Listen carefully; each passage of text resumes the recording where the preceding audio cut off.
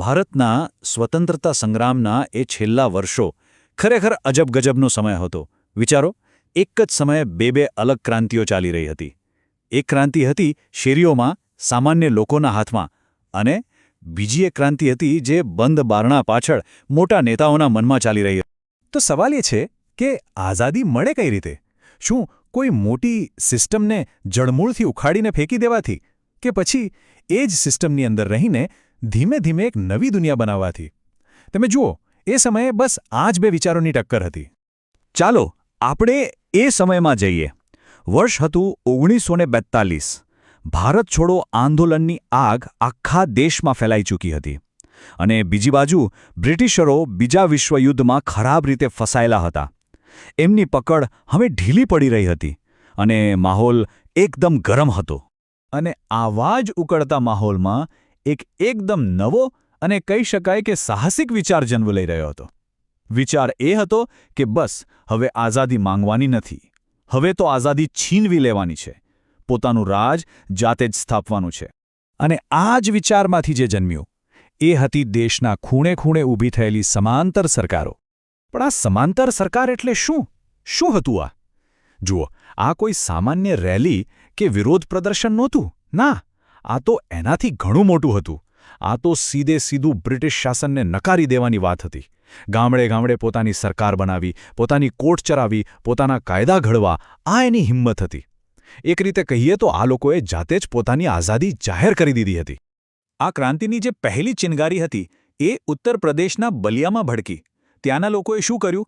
એમણે અંગ્રેજ અધિકારીઓને ત્યાંથી ભગાડી મૂક્યા અને પોતાની જ સ્વતંત્ર સરકાર બનાવી દીધી. આ બ્રિટિશ રાજ માટે એક સીધો ખુલ્લો પડકાર હતો, ચેલેન્જ. પણ આ આગ ખાલી બલિયા પૂરતી સીમિત ન રહી. એ તો ફેલાતી ગઈ. જેમ કે મહારાષ્ટ્રના સતારામાં. ત્યાં તો આવી સરકાર 1-2 દિવસ નહીં, પણ લગભગ 3 વર્ષ સુધી ચાલી. છેક 1945 સુધી. આના પરથી જ ખબર પડે કે લોકોના દિલમાં સ્વરાજની ભાવના કેટલી ઊંડી હતી. હવે દરેક મોટી ક્રાંતિ પાછળ એક ચહેરો હોય છે, ખરું ને? અને બલિયાની આ ક્રાંતિનો ચહેરો હતા ચિત્તુ પાંડે. આ એ જ માણસ હતા જેમણે બલિયાના લોકોને ભેગા કર્યા અને અંગ્રેજો સામે પડકાર ફેંક્યો. કોઈ મોટા શહેરી નેતા નહીં, પણ એકદમ જમીન સાથે જોડાયેલા લીડર હતા એ, જેમને પોતાના લોકો પર પૂરેપૂરો વિશ્વાસ હતો. એમને એમ જ બલિયાનો વાઘ નહોતા કહેવાતા.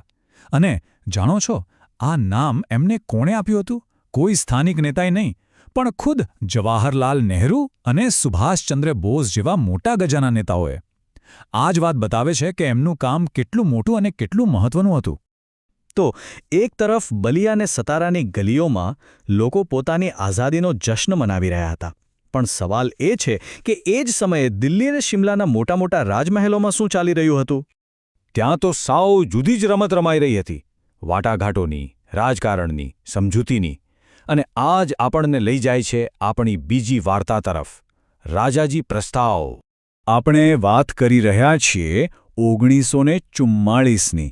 વિશ્વયુદ્ધ હવે પૂરું થવાને આરે હતું અને ભારતના ભવિષ્યનો નકશો દોરવાની તૈયારીઓ ચાલી રહી હતી. પણ રાજકીય ગતિરોધ ચરમસીમાએ પહોંચી ગયો હતો. આ જ ગૂંચવણને ઉકેલવા માટે એક મોટા ગજાના નેતા આગળ આવ્યા, સી રાજગોપાલાચારી, જેમને બધા પ્રેમથી રાજાજી કહેતા હતા. એમણે એક ફોર્મ્યુલા, એક પ્રસ્તાવ મૂક્યો. તો આ પ્રસ્તાવનો મુખ્ય હેતુ શું હતો? સીધો અને સરળ. કોંગ્રેસ અને મુસ્લિમ લીગ વચ્ચે જે મતભેદો હતા એને કોઈક રીતે દૂર કરવા. એક રીતે આ ભાગલાની શક્યતાને સ્વીકારીને આગળ વધવાનો એક રાજકીય દાવ હતો. પણ થયું એવું કે મુસ્લિમ લીગે આ પ્રસ્તાવની શરતો ફગાવી દીધી અને આટલો મોટો પ્રયાસ નિષ્ફળ ગયો. તો હવે આપણી સામે બે બિલકુલ અલગ ચિત્રો છે, બરાબર? એક બાજુ છે જમીન પરની હકીકત, લોકોનો સંઘર્ષ, અને બીજી બાજુ છે રાજકીય દાવપેચ. જુઓ, એક તરફ છે ચિત્તુ પાંડે જેવા નેતાઓ જેમણે સત્તા સીધી પોતાના હાથમાં લીધી. બીજી તરફ છે રાજાજી જેવા નેતાઓ જેઓ બંધ બારણે ચર્ચાઓ કરી રહ્યા હતા. એકનો રસ્તો ક્રાંતિનો તો બીજાનો રસ્તો સમાધાનનો. એકના હીરો હતા સ્થાનિક લોકો તો બીજાના હીરો હતા રાષ્ટ્રીય નેતાઓ. પણ એક વાત સમજવા જેવી છે, આ બંને રસ્તા ભલે ગમે તેટલા અલગ દેખાય, એમની મંઝિલ તો એક જ હતી, આઝાદ ભારત. અને આ જ તો આપણા સ્વતંત્રતા સંગ્રામની ખાસિયત છે, એની જટિલતા અને સુંદરતા. અહીં કોઈ એક જ રસ્તો સાચો નહોતો, દરેક પ્રયાસ ભલે સફળ થાય કે નિષ્ફળ એ આઝાદી નામની મોટી ઇમારતમાં એક એક ઈંટ મૂકવાનું કામ કરી રહ્યો હતો. આજે આપણે જે આ બે વાર્તાઓ જોઈ એ તો સમજો કે આઈસબર્ગની માત્ર ટોચ છે. ઇતિહાસના પાનાઓમાં આવા તો કેટલાય સંઘર્ષો, કેટલાય ચિત્તુ પાંડે જેવા નાયકો અને કેટલાય નિષ્ફળ ગયેલા પ્રસ્તાવો દબાયેલા પડ્યા હશે, જેની આપણને ખબર પણ નથી. તો વિચારવા જેવી વાત એ છે કે આપણી આઝાદીની જે કહાણી આપણે જાણીએ છીએ એમાં હજી કેટલાય પ્રકરણો શોધવાના બાકી હશે.